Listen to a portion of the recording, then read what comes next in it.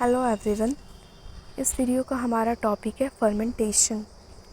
ये फर्मेंटेशन एक ऐसा प्रोसेस होता है जिसके अंदर कोई भी एक ऑर्गेनिक सबस्ट्रेट वो माइक्रो ऑर्गेनिज्म की वजह से एक नए प्रोडक्ट में कन्वर्ट हो जाता है।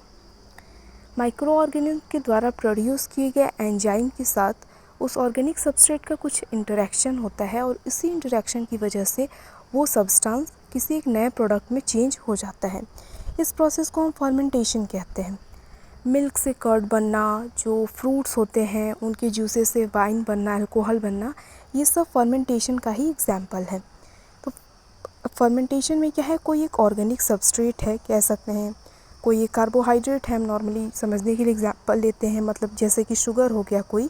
अब ये ऑर्गेनिक सबस्ट्रेट क्या हो जाता है, माइक्रो ऑर्गेनिज्म के द्वारा प्रोड्यूस किए गए एंजाइम्स की वजह से इसमें कुछ इंटरेक्शन होता है इन दोनों के बीच में और उसी की वजह से हमारे पास एक नया प्रोडक्ट आ जाता है।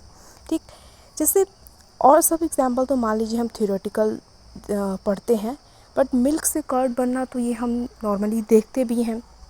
तो एक बार हम इससे समझते हैं। तो मिल्क से कर्ड बनने का जो प्रोसेस होता है वो फर्मेंटेशन के द्वारा ही होता है। अब देखिए, मिल्क क्या है, एक ऑर्गेनिक सबस्ट्रेट है, एक सब्सटेंस है। मिल्क स्पेसिफिकली हम कह सकते हैं तो मिल्क में जो शुगर होती है क्या होती है, वो लैक्टोज शुगर होती है। तो ये हमारा जो हो गया मिल्क हो गया, तो वो क्या है, वो एक ऑर्गेनिक सबस्ट्रेट है, या इसमें कह सकते हैं कि जो लैक्टोज शुगर मौजूद है वो क्या है, एक ऑर्गेनिक सबस्ट्रेट है। अब इस ऑर्गेनिक सबस्ट्रेट में क्या होता है, कुछ ऐसे चेंजेस होंगे, कुछ केमिकल रिएक्शन चलेगा इसके अंदर कि ये क्या हो जाएगा, कर्ड में कन्वर्ट हो जाएगा। तो मिल्क का टेक्सचर, टेस्ट सब अलग होता है। कर्ड का टेक्सचर, जो क्या कहते हैं उसको, क्या बोलते हैं भूल गई, फ्लेवर सब अलग होता है, टेस्ट अलग होता है। तो ये कैसे होता है, ये फर्मेंटेशन प्रोसेस के द्वारा ही होता है। अब होता क्या है कि देखिए, मिल्क से कर्ड बनाने के लिए क्या किया जाता है, पहले तो मिल्क को बॉईल किया जाएगा। बॉईल करने के बाद उसको एक पर्टिकुलर टेम्परेचर पर आने के लिए छोड़ दिया जाता है, ठीक ना, बहुत ज़्यादा गर्म ना ठंडा। उसके बाद इनोकुलम डाला जाता है, मतलब पहले से थोड़ा सा दही हम उसमें डाल देते हैं, तभी वो सेट होता है, दही बनता है। तो देखिए क्या होता है कि ये मिल्क है, ठीक, मिल्क ये एक ऑर्गेनिक सबस्ट्रेट है, सब्सटेंस है। मिल्क में भी कह सकते हैं जो लैक्टोज शुगर है वो हमारे पास एक ऑर्गेनिक सबस्ट्रेट है। अब इस मिल्क को कर्ड बनाना है, कन्वर्ट करना है कर्ड में, तो इसमें क्या किया जाएगा, थोड़ा सा कर्ड डाला जाएगा, इनोकुलम थोड़ा सा डाला जाएगा, ठीक है। अब इस कर्ड में क्या होते हैं, ऐसे कुछ बैक्टीरियाज मौजूद होते हैं, ठीक, लैक्टोबैसिलस स्पीशीज़ के, स्ट्रेप्टोकोकस स्पीशीज़ के कुछ बैक्टीरिया मौजूद होते हैं जो लैक्टिक एसिड फर्मेंटेशन करवाते हैं, ठीक। तो होता क्या है कि इस मिल्क में थोड़ा सा इनोकुलम, थोड़ा सा कर्ड डाला गया ताकि ये मिल्क कर्ड में कन्वर्ट हो जाए। अब जैसे ही ये जाता है मिल्क में, तो क्या होता है कि इस बैक्टीरिया गया, बैक्टीरिया कुछ एंजाइम्स वगैरह रिलीज़ करेगा, कह सकते हैं commonly lactate dehydrogenase enzyme release करेगा। उसकी वजह से क्या होता है, जो लैक्टोज़ होता है, जो लैक्टोज़ है शुगर, ये कन्वर्ट हो जाता है लैक्टिक एसिड में, ठीक, क्या हो जाता है, लैक्टिक एसिड में कन्वर्ट हो जाता है। अब लैक्टोज़ लैक्टिक एसिड में कन्वर्ट हो गया तो मिल्क का जो एसिडिटी होता है ये बढ़ जाता है, मिल्क थोड़ा और एसिडिक हो जाता है। मिल्क की एसिडिटी बढ़ जाती है, उसकी वजह से जो मिल्क प्रोटीन होता है, कैज़िन प्रोटीन जो होता है, वो कोएगुलेट करना शुरू कर देता है, मतलब कि जमना शुरू कर देता है। मिल्क का क्या हुआ है, पीएच चेंज हुआ है और प्रोटीन सब क्या होते हैं, पीएच टेम्परेचर सब सेंसिटिव होता है। तो मिल्क का पीएच बढ़ गया, वो एसिडिक, मतलब पीएच घट गया, सॉरी, ऐसे तो एसिडिक हो गया। तो मिल्क के पीएच में कहने का मतलब चेंज आया, तो एसिडिक हो गया। एसिडिक होने की वजह से जो मिल्क प्रोटीन है कैज़िन, वो क्या करने लगता है, कोएगुलेट, जमना शुरू कर देता है और इसी की वजह से जो मिल्क है वो बाद में कुछ टाइम के बाद, कुछ घंटों बाद योगर्ट में, कर्ड में चेंज हो जाता है। तो ये प्रोसेस कैसे होता है, इसी प्रोसेस को कहते हैं फर्मेंटेशन। मिल्क का कर्ड में बनना फर्मेंटेशन प्रोसेस के अंदर आता है। तो इसमें क्या हुआ, अगर हम जो अभी हमने शुरू में डेफिनेशन डिस्कस की, तो उस हिसाब से क्या हुआ कि एक ऑर्गेनिक सब्सटेंस है हमारे पास, ये मिल्क हो गया, या फिर मिल्क में जो शुगर मौजूद है, लैक्टोज शुगर मौजूद है, वो एक ऑर्गेनिक सब्सटेंस मौजूद है हमारे पास। अब इस ऑर्गेनिक सब्सटेंस में क्या हुआ, माइक्रो ऑर्गेनिज्म के द्वारा प्रोड्यूस किए गए एंजाइम की वजह से उसमें कुछ चेंज आया। तो इस ऑर्गेनिक सब्सटेंस में चेंज ये आया कि ये लैक्टोज शुगर कन्वर्ट हो गया लैक्टिक एसिड में। अब लैक्टिक एसिड में चेंज हो गया, तो एसिड होने की वजह से मिल्क प्रोटीन कोएगुलेट करना शुरू कर देता है। बाद में हमारे पास एक नया प्रोडक्ट आ जाता है, ठीक, जो मिल्क से अलग है, बिल्कुल मिल्क के टेक्सचर से, उसके टेस्ट से सब अलग है। ओके, तो ये फर्मेंटेशन का प्रोसेस होता है। तो अगर डेफिनेशन के साथ हम इसको रिलेट करना चाहें तो हम कह सकते हैं कि हमारे पास क्या है, एक ऑर्गेनिक सब्सटेंस है, कह सकते हैं कि मिल्क, या फिर जो शुगर है, लैक्टोज शुगर, वो हमारे पास क्या है, एक ऑर्गेनिक सब्सटेंस है, ठीक है। अब इस ऑर्गेनिक सब्सटेंस में क्या करेंगे, माइक्रोब्स कुछ एक्ट करेंगे, लैक्टोबैसिलस स्पीशीज़ के, स्ट्रेप्टोकोकस, जो लैक्टिक एसिड बैक्टीरिया होती हैं वो एक्ट करेंगी। तब क्या होगा, इसमें कुछ चेंज आएगा, ये लैक्टोज लैक्टिक एसिड में कन्वर्ट हो जाएगा। लैक्टिक एसिड होने की वजह से एसिडिटी इंक्रीज़ कर जाएगी और जो मिल्क प्रोटीन है वो क्या करने लग जाएंगे, कोएगुलेट करना, मतलब जमना शुरू कर जाएंगे और एक gel like, semi solid like structure बन जाएगा और मिल्क बन जाएगा। तो ये पूरा हमारा फर्मेंटेशन प्रोसेस है, जो कि मिल्क से योगर्ट मतलब कर्ड के कन्वर्जन में हमें देखने को मिलता है। तो ये फर्मेंटेशन प्रोसेस हमारा हुआ। तो इसके बारे में हम डिस्कस करेंगे, टाइप्स वगैरह, प्रोसेस सब कुछ डिस्कस करेंगे। उससे पहले कुछ चीज़ है कि देखिए फर्मेंटेशन प्रोसेस में क्या होता है कि हमने कहा कि एक ऑर्गेनिक सब्सटेंस है, जैसे कि हमने ले लिया मिल्क में मिल्क शुगर जो मौजूद है, लैक्टोज, वो तो लैक्टोज शुगर के अलावा ग्लूकोज, जो भी कार्बोहाइड्रेट्स है वो यहाँ पे आ सकते हैं। नॉर्मली देखिए क्या होता है, ये प्रोसेस कहाँ से आता है कि हम खाना खाते हैं, उससे हमें एनर्जी मिलती है। तो खाना खाने से एनर्जी हमें किस फॉर्म में मिलती है, एटीपी के फॉर्म में मिलेगी। तो जो हम खाना खाते हैं, मान लीजिए इसका ब्रेकडाउन हो गया, हमारे पास ग्लूकोज आ जाता है, ठीक। अब एक बार ग्लूकोज आ गया तो अब हमें इससे क्या चाहिए, एनर्जी चाहिए। एनर्जी हमें मिलेगी एटीपी के फॉर्म में। तो इसके लिए आपने ग्लाइकोलिसिस, ये क्रेब्स साइकिल वगैरह सब 12th में पढ़ा होगा, ठीक, कि जो भी एनर्जी कैसे हमें मिलता है, एरोबिक रेस्पिरेशन चलेगा पूरा प्रोसेस और एटीपी बन जाएगी। तो नॉर्मली देखिए क्या होता है कि ग्लूकोज आया, अब ग्लूकोज का एक मॉलिक्यूल है हमारे पास, ये कन्वर्ट हो जाता है, ब्रेकडाउन हो जाता है पायरूवेट में, ठीक, पायरूवेट में कन्वर्ट हो जाता है। ग्लूकोज मॉलिक्यूल पायरूवेट में कन्वर्ट हो जाता है, पायरूवेट के 2 मॉलिक्यूल्स में कन्वर्ट हो जाता है और इस प्रोसेस को ग्लाइकोलिसिस कहा जाता है, ठीक। ग्लाइकोलिसिस प्रोसेस मतलब ग्लूकोज का एक मॉलिक्यूल पायरूवेट के 2 मॉलिक्यूल में कन्वर्ट हो गया, ग्लाइकोलिसिस प्रोसेस। अब इस ग्लाइकोलिसिस प्रोसेस के दौरान जो नेट प्रोडक्ट्स हमें मिलते हैं वो क्या क्या चीज़ें मिलती हैं, देखिए 2 एटीपी मिलता है, 2 NADH मिलता है और 2 पायरूवेट मिलता है, ये ग्लाइकोलिसिस प्रोसेस के दौरान। तो ये ग्लूकोज से जो हम पायरूवेट बना रहे हैं, तो हमारा मेन एम क्या है, एनर्जी प्रोडक्शन का ही मेन एम है हमारा। तो देखिए बस 2 एटीपी मिल रहा है हमें, 2 एटीपी से क्या होगा, कुछ नहीं होगा, हमें तो बहुत ज़्यादा मात्रा में एटीपी चाहिए, एनर्जी चाहिए। तो क्या हुआ, ग्लाइकोलिसिस प्रोसेस के दौरान 2 एटीपी नेट प्रोडक्शन की बात करें हम, 2 एटीपी मिलता है, 2 NADH मिलता है और 2 पायरूवेट मिलता है। अब होता क्या है कि एटीपी तो मान लीजिए थोड़ी सी एनर्जी मान लीजिए मिल गई हमारे पास, ये जो NADH होता है, NADH फिर से उसका ऑक्सीडाइज हो जाता है NAD+ में, NAD+ में वो ऑक्सीडाइज हो जाता है, क्योंकि प्रोसेस को चलाने के लिए हमें एनर्जी चाहिए होती है, ठीक, प्रोसेस को चलाने के लिए हमें एनर्जी चाहिए होती है। और इस पायरूवेट का तो अभी हम देखेंगे क्या होगा। देखिए क्या होता है कि ग्लूकोज है, ठीक, हमने खाना खाया, हमारा मेन एम है, अब हमें एनर्जी चाहिए, एनर्जी हमें एटीपी के फॉर्म में मिलेगी। तो अब क्या होगा कि ग्लूकोज में हुआ ग्लाइकोलिसिस प्रोसेस चली और पायरूवेट बन गया, ठीक, ग्लूकोज का ब्रेकडाउन हो गया पायरूवेट में। अब क्या होता है ना कि सेल के बेसिस पे कि यूकैरियोटिक सेल है, प्रोकैरियोटिक सेल है, ऑक्सीजन प्रेजेंट है कि नहीं प्रेजेंट है, माइटोकॉन्ड्रिया प्रेजेंट है कि नहीं प्रेजेंट है, इसके बेसिस पे ये जो पायरूवेट होता है ये डिफरेंट पाथवे में जाएगा। मतलब मान लीजिए अगर ऑक्सीजन प्रेजेंट है, माइटोकॉन्ड्रिया प्रेजेंट है, तो ये चला जाएगा माइटोकॉन्ड्रिया में, वहाँ पे कह सकते हैं सिट्रिक एसिड साइकिल होगा, उसके बाद ETC होगा, इलेक्ट्रॉन ट्रांसपोर्ट चेन होगा, पूरा स्टेप चलेगा और उसके बाद हमें ATP मिल जाएगा बहुत मात्रा में, 38 ATP हमें मिल जाएगा वहाँ पे। तो ये सब तो पूरा अलग ही प्रोसेस है, दूसरा पूरा चैप्टर है उसका। हम यहाँ पे फर्मेंटेशन डिस्कस कर रहे हैं। तो यहाँ पे हम क्या कह रहे हैं कि ग्लूकोज का ग्लाइकोलिसिस हुआ और पायरूवेट बन गया। अब पायरूवेट मान लीजिए अब हमारे पास O2 नहीं मौजूद है, हम जिस एनवायरनमेंट में है, सेल जिस एनवायरनमेंट में है वहाँ पे O2 नहीं मौजूद है, और उसके बाद माइटोकॉन्ड्रिया वगैरह कुछ मौजूद नहीं है, O2 ऑक्सीजन मौजूद नहीं है। तो ये पायरूवेट कौन सा माइक्रो ऑर्गेनिज्म मौजूद है उसके आसपास और ऑक्सीजन मौजूद नहीं एनवायरनमेंट में, इसके बेसिस पे ये पायरूवेट अब लैक्टिक एसिड में कन्वर्ट हो सकता है, इथेनॉल में कन्वर्ट हो सकता है, और अदर जो ऑर्गेनिक एसिड्स होती हैं उनमें कन्वर्ट हो सकता है through the process of fermentation. ठीक, क्या कहा हमने कि ग्लूकोज नॉर्मली कोई भी सेल होता है, एरोबिक एनारोबिक रेस्पिरेशन कोई भी चलेगी, मतलब एनर्जी हमें चाहिए तो ग्लाइकोलिसिस प्रोसेस होती है। अगर O2 मौजूद है तो ये तो चला जाएगा क्रेब साइकिल वगैरह ETC वगैरह में चला जाएगा और वहाँ पे एनर्जी मतलब ATP के फॉर्म में मिल जाएगी।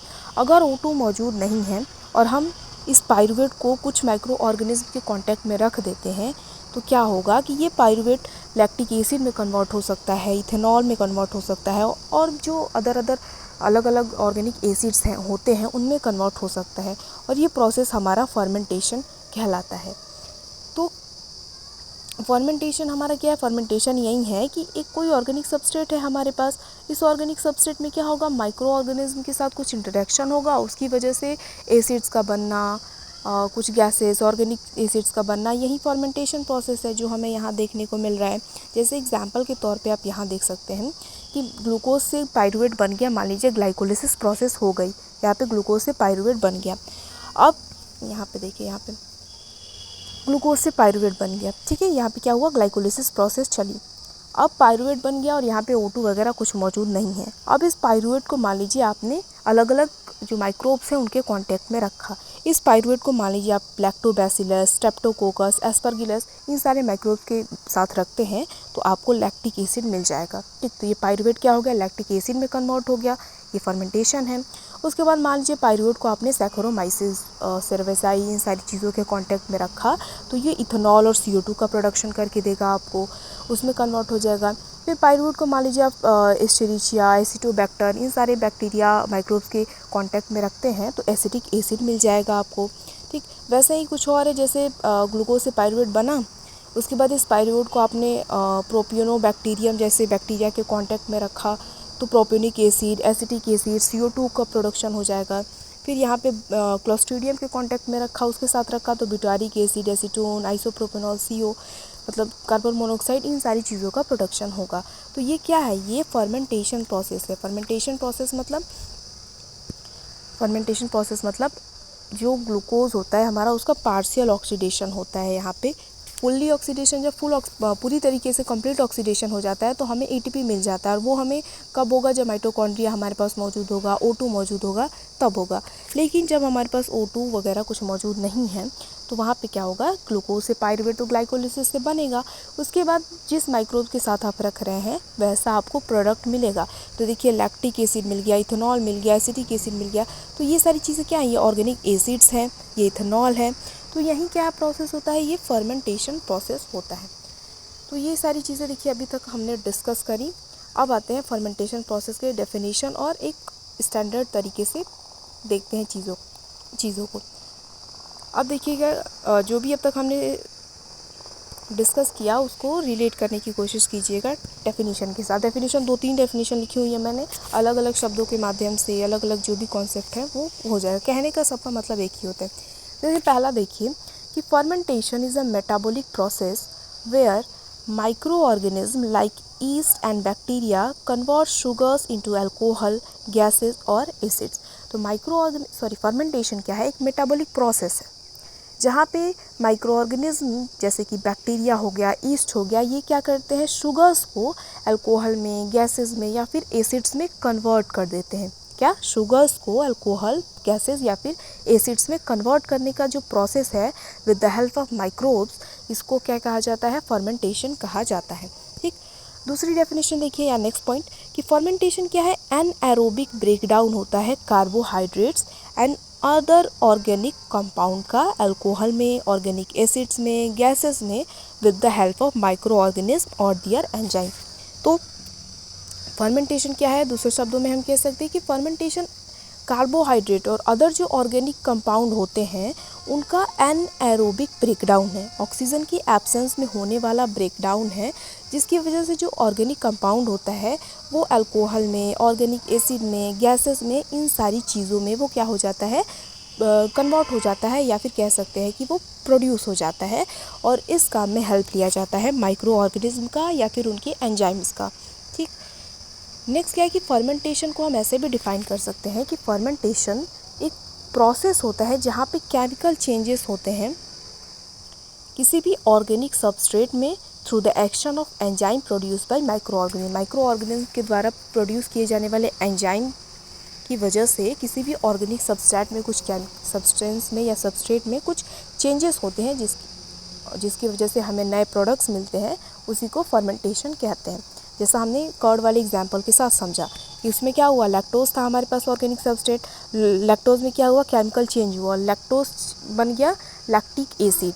लैक्टोज क्या होता है, लैक्टिक एसिड का ही कॉन्जुगेट बेस होता है।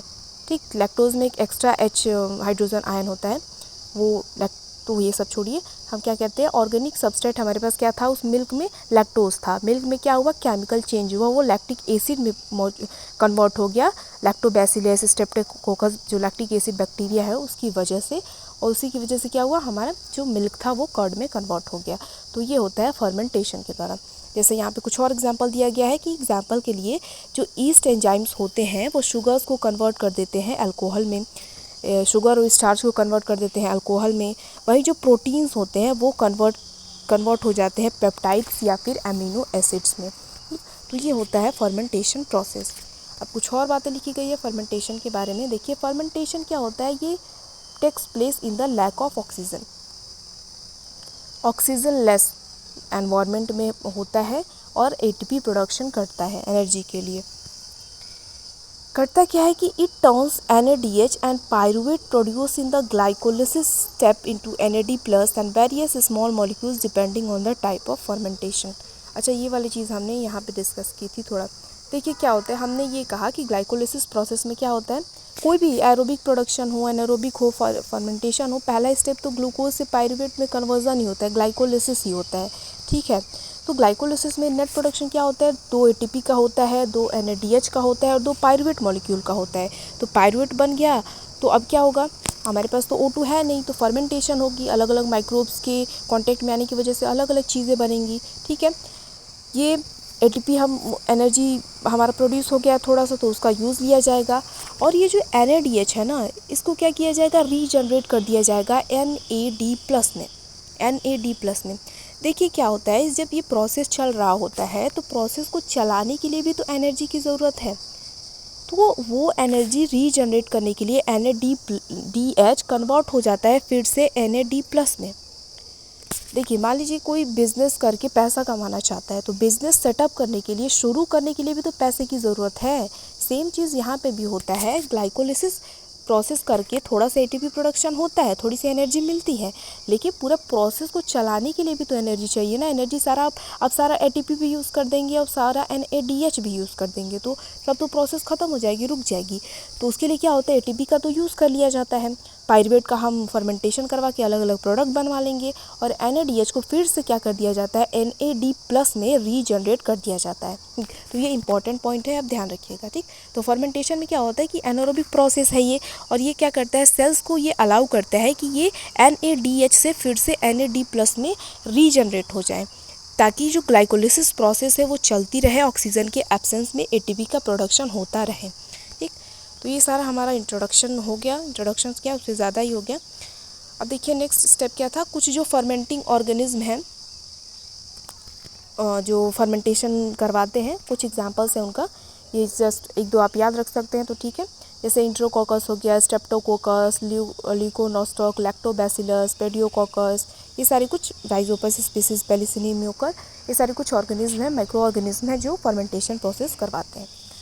अब आइए डिस्कस करते हैं प्रिंसिपल ऑफ फर्मेंटेशन की फर्मेंटेशन का प्रिंसिपल क्या है। देखिए तो मेन जो प्रिंसिपल है फर्मेंटेशन का वो तो यही है कि हम कार्बोहाइड्रेट से ऑक्सीजन के एब्सेंस में एनर्जी डिराइव करें। एक मेन हमारा तो यही एम है कि हमें क्या करना है, एनर्जी डिराइव करना है। तो पहले क्या होता है कि शुरुआत में कि ग्लूकोज का पार्शियल ऑक्सीडाइजेशन होता है ग्लाइकोलिसिस में, और ग्लूकोज क्या हो जाता है, पायरूवेट में कन्वर्ट हो जाता है, या कह सकते हैं कि इसका ब्रेकडाउन हो जाता है। उसके बाद ये जो पायरूवेट होता है वो कन्वर्ट हो जाता है अल्कोहल में या फिर अदर ऑर्गेनिक एसिड में। उसके साथ साथ किसके साथ साथ NAD+ का रीजनरेशन भी होता है, जो ग्लूकोज जो ग्लाइकोलिसिस प्रोसेस है उसको चलाने के लिए होता है। फर्मेंटेशन की मदद से हमें सिर्फ 5% एनर्जी ही मिलता है, ठीक है। फर्मेंटेशन की वजह से हमें सिर्फ 5% एनर्जी मिलता है, इसीलिए कंप्लीट ब्रेकडाउन करने के लिए O2 जो प्रेजेंट होता है, माइटोकॉन्ड्रिया प्रेजेंट होता है, तो वहाँ पे कंप्लीट ऑक्सीडेशन होता है और हमें एनर्जी मिलती है। लेकिन फर्मेंटेशन की वजह से हमें सिर्फ 5% ही एनर्जी मिलती है। तो ये हुआ प्रिंसिपल। अब तो फर्मेंटेशन की प्रोसेस पे बात करते हैं। तो देखिए, सबसे पहले तो ग्लाइकोलिसिस होती है। ग्लाइकोलिसिस मतलब ग्लूकोज से पायरूवेट में जो उसका ब्रेकडाउन है। तो ग्लाइकोलिसिस प्रोसेस में क्या होता है कि देखिए, ये जो प्रोसेस है कि ग्लूकोज पूरा ग्लाइकोलिसिस प्रोसेस है, ये सब अलग से पूरा डिटेल प्रोसेस है, वो 10 स्टेप प्रोसेस होता है, अलग अलग एंजाइम्स होते हैं, तो हम उसको फर्मेंटेशन के साथ ही नहीं डिस्कस कर सकते, ठीक। ये पहले से भी आपने पढ़ा होगा, हम यहाँ पे जैसे उसको ले सकते हैं, ठीक। तो ग्लाइकोलिसिस में क्या होता है कि ग्लूकोज का ब्रेकडाउन हो जाता है, जिसमें पायरूवेट में, और बहुत ही कम अमाउंट में हमें 2 ATP और 2 NADH मिलते हैं। दूसरा स्टेप क्या होता है, ग्लाइकोलिसिस हो गया, मतलब ग्लूकोज से क्या हो गया, पायरूवेट बन गया। अब एनारोबिक कंडीशन चाहिए फर्मेंटेशन के लिए। तो फर्मेंटेशन जो होता है वो एब्सेंस ऑफ ऑक्सीजन में होता है। तो मान लीजिए हमारे पास क्या हो गया, हमारे पास एनारोबिक कंडीशन भी है और ग्लाइकोलिसिस हो गया है और ग्लूकोज पायरूवेट में ब्रेकडाउन भी हो चुका है। अब एक बार क्या हुआ, ये ग्लूकोज हुए हमारे पास पायरूवेट बन चुका है, तो अब फर्मेंटेशन पाथवे का सिलेक्शन होगा। फर्मेंटेशन कई तरह का होता है, तो अब क्या होगा, जो पायरूवेट है और जो NADH है ग्लाइकोलिसिस से हमें मिला है, वो अलग अलग माइक्रो ऑर्गेनिज्म के बेसिस पे अलग अलग वो पाथवे में जाएंगे, मतलब फर्मेंटेशन के ये अलग अलग पाथवे में जाएंगे और अलग अलग प्रोडक्ट्स बनेगा। जैसे अल्कोहलिक फर्मेंटेशन होगा, तो मान लीजिए ईस्ट माइक्रो ऑर्गेनिज्म है, तो वहाँ पे वो क्या करेगा, पायरूवेट को इथेनॉल में और CO2 में कन्वर्ट कर देगा, और NAD+ का तो रीजनरेशन होगा ही, ठीक। उसके बाद लैक्टिक एसिड फर्मेंटेशन अगर होगा, तो पायरूवेट जो है, बैक्टीरिया पायरूवेट को कन्वर्ट कर देगी लैक्टिक एसिड में, और NAD+ का रीजनरेशन होगा, क्योंकि प्रोसेस को चलाना है हमें, ओके। उसके बाद मान लीजिए क्या हुआ कि ग्लाइकोलिसिस के माध्यम से ग्लूकोज पायरूवेट में ब्रेकडाउन हो गया, अलग अलग माइक्रो ऑर्गेनिज्म के कांटेक्ट में आने से अलग अलग चीज़ें बन गई, लैक्टिक एसिड बन गया, इथेनॉल बन गया, ये सारी चीज़ें बन गई। अब क्या होगा, बाई प्रोडक्ट का फॉर्मेशन होता है। तो पाथवे की बेसिस पे, मतलब ये स्टेप अब आया है हमारा, कौन सा पाथवे, कौन सा माइक्रोब्स था, उसके बेसिस पे फर्मेंटेशन के अलग अलग प्रोडक्ट्स हमें मिलते हैं, इथेनॉल मिलता है, लैक्टिक एसिड, एसिटिक एसिड, ये सारी चीज़ें मिलती हैं। उसके बाद एनर्जी यील्ड। तो फर्मेंटेशन क्या होता है कि एरोबिक रेस्पिरेशन के कंपैरिजन में कम एनर्जी ATP प्रोड्यूस करता है, लेकिन ये एनारोबिक कंडीशन के लिए काम चल जाएगा हमारा। उसके बाद हमारा प्रोडक्ट भी बन गया, फिर प्रोडक्ट का यूटिलाइजेशन हो गया, प्रोडक्ट बन गया तो हम उसका यूज़ करेंगे। तो ये जो भी प्रोडक्ट्स बनते हैं उनका फूड प्रोडक्शन, प्रिजर्वेशन और अदर जो एप्लीकेशन है, बहुत सारे इसके एप्लीकेशन हैं, वहाँ पे इनको यूज़ किया जाता है। एप्लीकेशन हम डिस्कस करेंगे। तो ये प्रोसेस होता है। अब आते हैं टाइप्स ऑफ फर्मेंटेशन। तो देखिए, फर्मेंटेशन को अलग अलग बेसिस पे क्लासिफाई कर सकते हैं हम। एक तो इस बेसिस पे कि इंड प्रोडक्ट क्या है फर्मेंटेशन का, मतलब ग्लूकोज से पायरूवेट में कन्वर्ट हुआ और पायरूवेट के बाद क्या इंड प्रोडक्ट बना है फर्मेंटेशन के बाद, उसके बेसिस पे कई तरह के हमारे पास फर्मेंटेशन है। इसके साथ साथ ही फर्मेंटेशन के लिए हम कौन सा तरीका, वर्किंग प्रिंसिपल क्या ले रहे हैं, उसके बेसिस पे भी कई तरह के फर्मेंटेशन है, ठीक। तो ये दूसरा हो गया, जैसे कि फेड बैच, कॉन्टिन्यूअस बैच, ये सारा जो टॉपिक है ना, यहाँ पे हम डिस्कस करेंगे कि इंड प्रोडक्ट क्या है इसके बेसिस पे, ठीक है। फेड बैच कॉन्टिन्यूस कल्चर जो है, मतलब वर्किंग जो है फर्मेंटेशन का, ये हमने फर्मेंटर वाले वीडियो में डिस्कस किया है, ठीक। वहाँ पे फर्मेंटर और फर्मेंटेशन दोनों का वर्किंग जो था सेम है। फर्मेंटर क्या होता है, जिस वेसल में फर्मेंटेशन करवाया जाता है उसको हम फर्मेंटर कहते हैं, तो वो वहाँ पे हमने डिस्कस किया है। और एक क्लासिफिकेशन होता है कि सेम तरह का प्रोडक्ट बन रहा है कि डिफरेंट तरह का प्रोडक्ट बन रहा है। तो अगर सेम तरह का प्रोडक्ट बनता है फर्मेंटेशन में तो होमो फर्मेंटेशन, अगर डिफरेंट बन रहा है तो हेटेरो।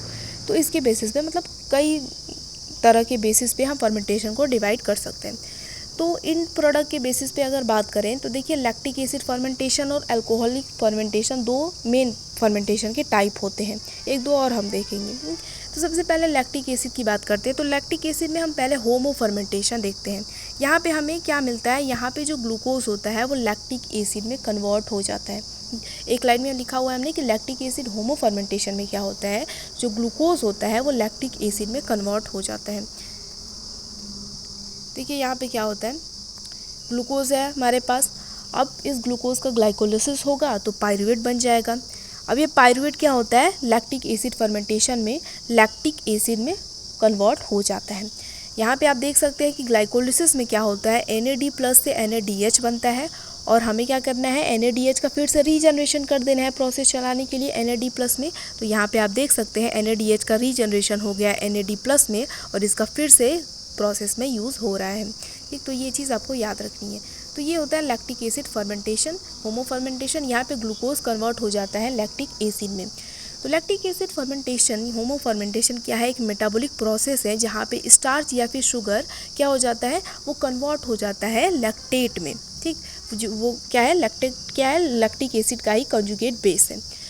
तो ये ईस्ट स्ट्रेस या फिर बैक्टीरिया की मदद से होता है लैक्टिक एसिड में कन्वर्ट हो जाना ग्लूकोज का।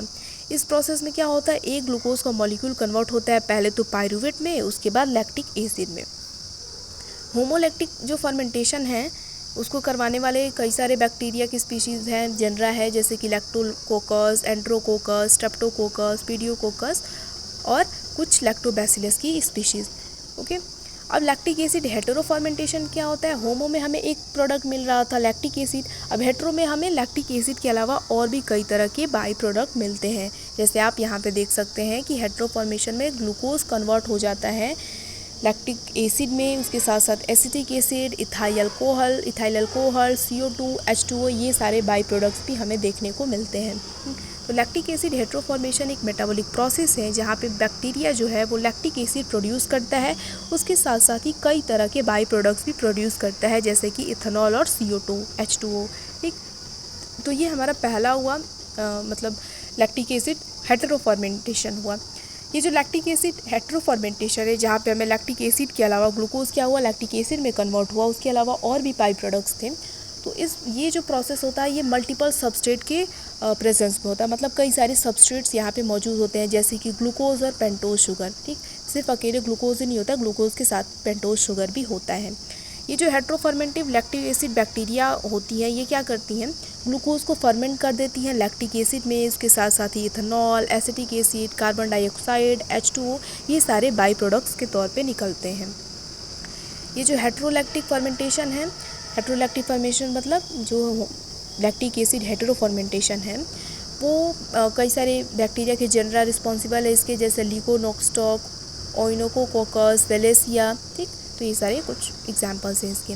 अब नेक्स्ट है हमारे पास अल्कोहल फर्मेंटेशन या फिर अल्कोहलिक फर्मेंटेशन। तो जैसे कि इसका नाम है, यहाँ पे ग्लूकोज किस चीज़ में कन्वर्ट हो जाता है, या फिर कह सकते हैं ग्लूकोज क्या प्रोड्यूस करता है, इथाइल अल्कोहल। यहाँ पे देखिए पहले सबसे पहले क्या होता है, ग्लूकोज का ग्लाइकोलिसिस होगा, ग्लूकोज कन्वर्ट हो जाएगा या प्रोड्यूस करेगा पायरुवेट। अब ये पायरुवेट प्रोड्यूस करता है एसिटल्डिहाइड। ठीक, एसिटल्डिहाइड फिर प्रोड्यूस करता है एट लास्ट इथेनॉल। ये होता है अल्कोहलिक फर्मेंटेशन। तो आप यहाँ पे देख सकते हैं ग्लाइकोलिसिस में NAD+ पहले तो NADH में क्या करता है, उसको रिड्यूस करता है, उसके बाद पायरुवेट बन जाता है ग्लाइकोलिसिस प्रोसेस में। उसके बाद पायरुवेट से दो CO2 के मॉलिक्यूल्स बाहर निकल जाते हैं, डीकार्बोक्सिलेशन होता है और वो एसिटल्डिहाइड बन जाता है। अब इस एसिटल्डिहाइड में क्या होता है कि NADH फिर से रीजनरेट कर देता है NAD+ को प्रोसेस के कंटिन्यूएशन के लिए, आप यहाँ पे देख सकते हैं, और फिर एथेनॉल बन जाता है। तो देखिए अल्कोहलिक फर्मेंटेशन में क्या होता है, इथेनॉल फर्मेंटेशन भी हम इसको कहते हैं, या फिर अल्कोहल फर्मेंटेशन एक बायोलॉजिकल प्रोसेस है जहाँ पे जो पायरुवेट जो कि ग्लाइकोलिसिस का एंड प्रोडक्ट होता है वो ब्रेक डाउन हो जाता है इथेनॉल में और कार्बन डाइऑक्साइड में। कार्बन डाइऑक्साइड यहाँ से निकलता है हमारा। ओके, जो ईस्ट होता है ये प्रोसेस परफॉर्म करता है एब्सेंस ऑफ ऑक्सीजन में, और अल्कोहलिक फर्मेंटेशन एनारोबिक प्रोसेस है। इथेनॉल फॉर्मेशन का यूज़ किया जाता है कहाँ कहाँ, अल्कोहलिक बेवरेजेस बनाने में, जैसे कि बियर और वाइन की प्रोडक्शन में। ओके, तो ये तो मेन दो तरह के फर्मेंटेशन होते हैं। उसके बाद और भी फर्मेंटेशन है, अलग अलग जो ऑर्गेनिक एसिड्स प्रोड्यूस होते हैं उनके बेसिस पे, जैसे कि ब्यूटायरिक एसिड फर्मेंटेशन। यहाँ पे जो ग्लूकोज होता है वो प्रोड्यूस करता है एसिटिक एसिड और ब्यूटायरिक एसिड को। ठीक है, तो ये देखिए ब्यूटारिक एसिड क्या है, ये एक मेटाबॉलिक प्रोसेस है जहाँ पे जो माइक्रो ऑर्गेनिज्म होते हैं वो ऑर्गेनिक कंपाउंड जैसे कि कार्बोहाइड्रेट हो गया उसको ब्रेक डाउन कर देते हैं ब्यूटारिक एसिड में, ठीक है, और एसिटिक एसिड में। ब्यूटारिक एसिड क्या होता है, ये फैटी एसिड का ही एक शॉर्ट चेन होता है और इसका यूज़ होता है मतलब ये डाइजेशन में, गट हेल्थ में और इंडस्ट्रियल एप्लीकेशन में इसका यूज़ किया जाता है। इसके अलावा प्रोपायनिक एसिड फर्मेंटेशन है, यहाँ पे जो ग्लूकोज होता है वो प्रोपायनिक एसिड प्रोड्यूस करते हैं। इसके साथ साथ और भी बाई प्रोडक्ट्स होते हैं जैसे कि lactic acid, acetic acid, CO2, H2O, ये सारी चीज़ें प्रोड्यूस होती हैं। तो ये हुआ टाइप्स ऑफ फर्मेंटेशन, किस बेसिस पे, इंड प्रोडक्ट के बेसिस पे। तो मेन तो दो तरह के हैं, लैक्टिक एसिड फर्मेंटेशन और alcoholic fermentation. Lactic acid fermentation में आप मिल्क टू कर्ड वाला जो हमारा एग्जाम्पल था वो लिख सकते हैं। अब आइए डिस्कस कर लेते हैं कि फर्मेंटेशन की एप्लीकेशन क्या है, यूज़ क्या क्या है इसकी। तो देखिए फर्मेंटेशन एक बहुत ही पुरानी प्रोसेस है, बियर और वाइन के प्रोडक्शन में इसको यूज़ किया जा रहा है सेंचुरी से, ऐसा नहीं कि बस नया नया प्रोसेस है। तो देखिए डिस्कस करते हैं। तो पहले डिस्कस करते हैं कि मेडिसिन के क्षेत्र में, फार्मास्यूटिकल के क्षेत्र में क्या एप्लीकेशन है फर्मेंटेशन का। तो देखिए फर्मेंटेशन के माध्यम से एंटीबायोटिक्स का, इंसुलिन का प्रोडक्शन किया जाता है, ग्रोथ हार्मोन्स का प्रोडक्शन किया जाता है, वैक्सीन्स, इंटरफेरोन्स, ये सारी चीज़ों का प्रोडक्शन फर्मेंटेशन के माध्यम से किया जाता है। इंडस्ट्रियल और फार्मास्यूटिकल प्रोडक्ट में आप देख सकते हैं इथेनॉल का प्रोडक्शन किया जाता है फर्मेंटेशन के माध्यम से। Lactic acid, acetic acid, citric acid, penicillin, insulin, amino acid, इन सारी चीज़ों का प्रोडक्शन फर्मेंटेशन के माध्यम से किया जाता है। फूड इंडस्ट्री में बात करें तो आप सब जानते होंगे कि फर्मेंटेड फूड जैसे कि चीज़, वाइन, बियर, ब्रेड और भी बहुत तरह के प्रोडक्ट्स क्या किए जाते हैं, फर्मेंटेशन के माध्यम से प्रोड्यूस किए जाते हैं। फूड ग्रेड बायो प्रिजर्वेटिव्स, जो बायो प्रिजर्वेटिव्स होते हैं उनका भी प्रोडक्शन किया जाता है फर्मेंटेशन के माध्यम से। फंक्शनल फूड, न्यूट्रास्यूटिकल्स, जो न्यूट्रिएंट फूड्स होते हैं उनका प्रोडक्शन किया जाता है। उसके साथ साथ ही सिंगल सेल प्रोटीन, ये एम गलत आ गया है, सिंगल सेल प्रोटीन्स का भी प्रोडक्शन किया जाता है फर्मेंटेशन के माध्यम से। जैसे आप देख सकते हैं कुछ एग्जांपल कि फूड और बेवरेज इंडस्ट्री में yoghurt, cheese, bread, beer, wine, kimchi, soya sauce, ये सारी चीज़ों का प्रोडक्शन फर्मेंटेशन के माध्यम से किया जाता है। फिर बायोटेक्नोलॉजिकल एप्लीकेशन देखें तो इथेनॉल तो हमारे इंडस्ट्रियल प्रोसेस में आ जाता है कि बनता है, उसके साथ साथ बायोफ्यूल्स का भी प्रोडक्शन किया जाता है फर्मेंटेशन के माध्यम से, जैसे कि ब्यूटेनॉल, ये सारी चीज़ें जो हैं वो फर्मेंटेशन के माध्यम से बनाई जाती हैं। फिर नेक्स्ट क्या है कि poly hydroxy alkanoates, PHAs and polylactic acid, ये बायोप्लास्टिक्स हैं जिनका प्रोड्यूस किया जाता है माइक्रोबियल फर्मेंटेशन की मदद से। फिर इंडस्ट्रियल एंजाइम जैसे कि एमाइलेजेस और प्रोटियोजेस का भी फर्मेंटेशन के माध्यम से प्रोडक्शन किया जाता है और इनका यूज़ किया जाता है डिटर्जेंट्स में, फूड प्रोसेसिंग में और भी कई जगह इनका यूज़ होता है।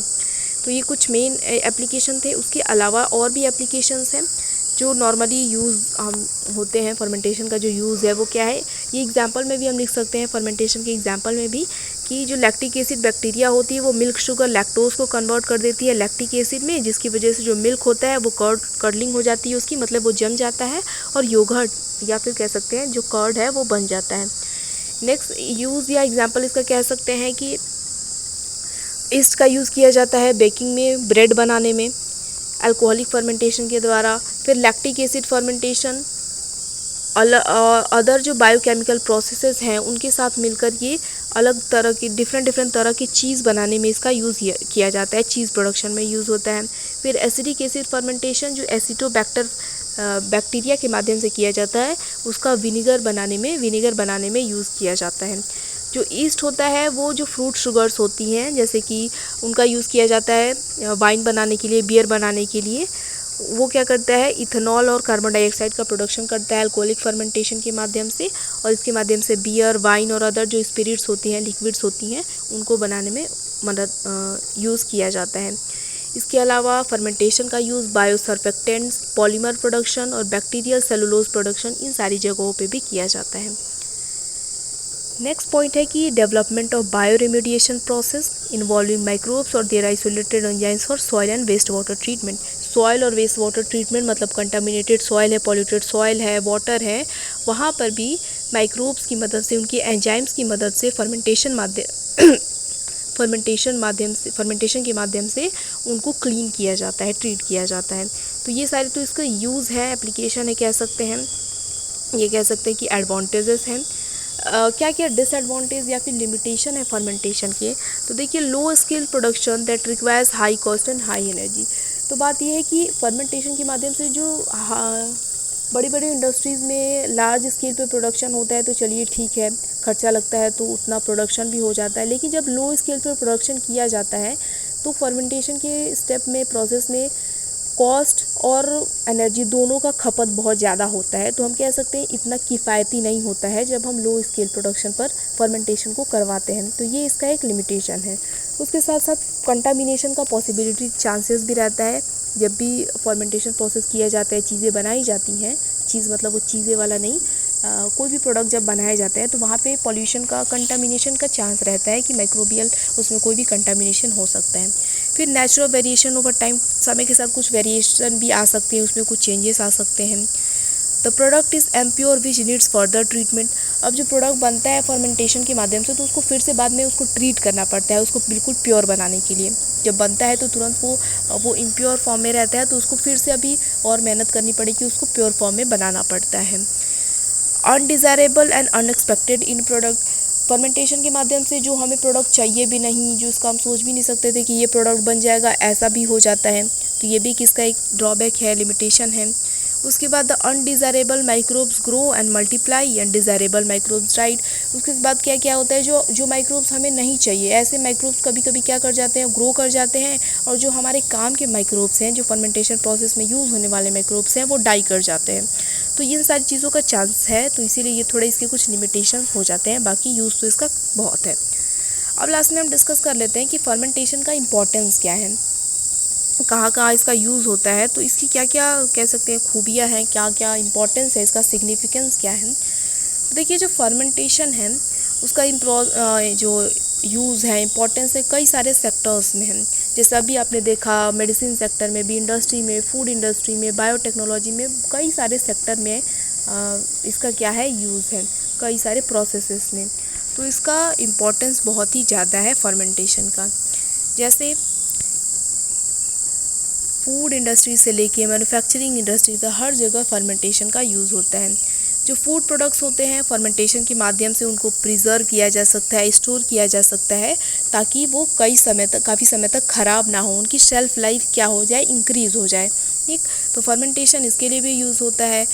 अलग अलग फ्लेवर्स और टेस्ट जो हैं वो फूड आइटम्स में ऐड किए जा सकते हैं, नए फ्लेवर्स, नए टेस्ट ऐड किए जा सकते हैं फर्मेंटेशन प्रोसेस के द्वारा। नेक्स्ट जो इम्पोर्टेंस है इसका कि फर्मेंटेशन का यूज़ किया जाता है इथेनॉल बनाने में और बायोफ्यूल्स बनाने में यूज़ किया जाता है। इथेनॉल को बायोफ्यूल के तौर पे भी यूज़ किया जा सकता है। इसका जब प्रोडक्शन किया जाता है, जो ग्रेन्स हो गए, शुगर केन, शुगर बीट, कैसवा, इन सारी चीज़ों, जब रीन्यूएबल रिसोर्सेज का यूज़ करके फर्मेंटेशन की प्रोसेस के द्वारा इथेनॉल का यूज़ किया जाता है, अलग अलग बायोफ्यूल्स का यूज़ किया जाता है। तो ये हमारे लिए रिन्यूएबल रिसोर्स के तौर पे भी काम करते हैं और एनर्जी का जो खपत है उसको भी कम करते हैं। तो यहाँ पे भी एक इसका अच्छा खासा इम्पोर्टेंस है। उसके बाद कई तरह के जो फर्मेंटेशन है उनका यूज़ किया जाता है अलग अलग ऑर्गेनिक एसिड्स की मैनेज करने में और एनर्जी रिच बायो प्रोडक्ट्स बनाने में भी, जैसे कि बायोगैस। अभी एनर्जी रिच बायो प्रोडक्ट है, बायोगैस का हम फिर से यूज़ कर सकते हैं एनर्जी सोर्स के तौर पे। तो ये एक हो गया इसका एडवांटेज, इसका इम्पोर्टेंस। उसके बाद कई सारे तरह के प्रोडक्ट बनाए जाते हैं फर्मेंटेशन के माध्यम से, जैसे कि डाइज, इंक, कोएगुलेंट और बाइंडिंग एजेंट्स, ये सारी चीज़ें भी फर्मेंटेशन के माध्यम से बनाई जाती हैं। उसके बाद fermentation helps in digestion bye degrading nutrients into digestible form. अब ये जो बायोलॉजिकल प्रोसेस में अगर हम कहें तो फर्मेंटेशन क्या करता है, जो भी न्यूट्रिएंट्स होते हैं उनको सिंप्लीफाई कर देता है और उनको डाइजेस्टिबल फॉर्म में बना देता है, इस फॉर्म में कर देता है कि हमारी बॉडी उसको डाइजेस्ट कर पाए। उसके बाद नेक्स्ट पॉइंट ये है कि some fermentation processes occur naturally in the human gut. कुछ जो फर्मेंटेशन प्रोसेस होते हैं वो ह्यूमन गट में नेचुरली होते हैं और ये क्या करते हैं, playing a role in the digestion of dietary fibres and the synthesis of certain vitamin. तो उससे क्या होता है कि जो कई सारे डाइटरी फाइबर्स होते हैं उनको डाइजेस्ट करता है और कई सारे विटामिन का भी प्रोडक्शन होता है, सिंथेसिस होता है फर्मेंटेशन के माध्यम से। तो ये सारी इसके कुछ इम्पोर्टेंस है, सिग्निफिकेंस है फर्मेंटेशन का। तो ये फर्मेंटेशन का हमारा टॉपिक कंप्लीट हो गया। फर्मेंटेशन के साथ ही टॉपिक फर्मेंटर था, वो हमने पहले ही डिस्कस कर लिया। Okay, thank you.